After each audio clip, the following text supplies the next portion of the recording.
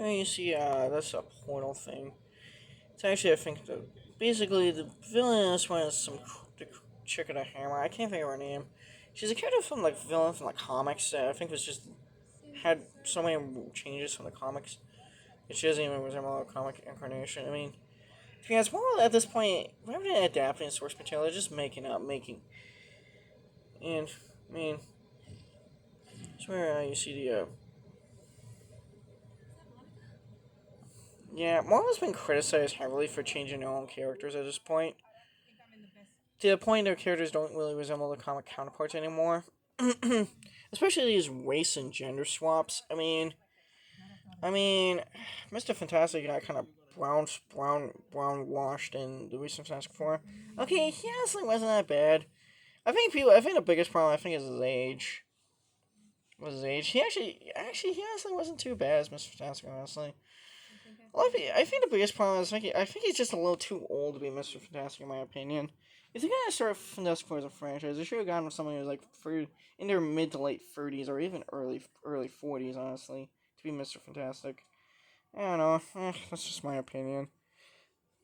That's just my opinion. I was actually shocked they actually casted someone who was actually older than the previous actor who played as Mr. Fantastic. I mean, the last guy to play as Mr. Fantastic before Patrick Pascal was that Miles Teller in that Fantastic Four reboot, but anyhow. Usually you see the Vortex Portal thing. And honestly, and then there's also that Blade reboot that's supposed to come out with Marshall Ali. Again, much like Patrick, I think that guy is also way too old to be Blade. I mean, if he was blading, if they did Blade in the MCU in 2013, that would have been pretty. He would have been perfect. He would have been good. He would have been a good Blade. But I just feel like I feel like I feel like he's way too old to be Blade. I mean, I think that guy from Rebel Ridge should actually be given a chance to be Blade. Whatever the hell his name was. I think Marshall at his age, he would might as well should be Whistler. I honestly think he would be better off being Whistler. I think he should honestly play as Whistler instead. I know swapping Whistler would be kind of a bad idea, but I mean, I just feel like Marshall Ali just feels too old to be Blade, in my opinion. I mean, it just doesn't help that our Blade movie's taking forever. I mean, by the time that movie comes out, Marshall Ali will be like 54 or something when that movie comes out. I mean, I just feel he's too old to be. I feel he's way too old to be Blade. I mean, no, but anyhow, here's what you see when you see Ms. Marvel. She goes across the Sword space station. Yeah, this is one of the kind of comedy, kind of comedic aspects of the movie.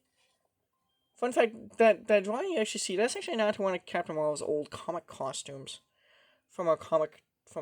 That's actually not to Kill Danvers one of her old comic looks. Fun fact: if that,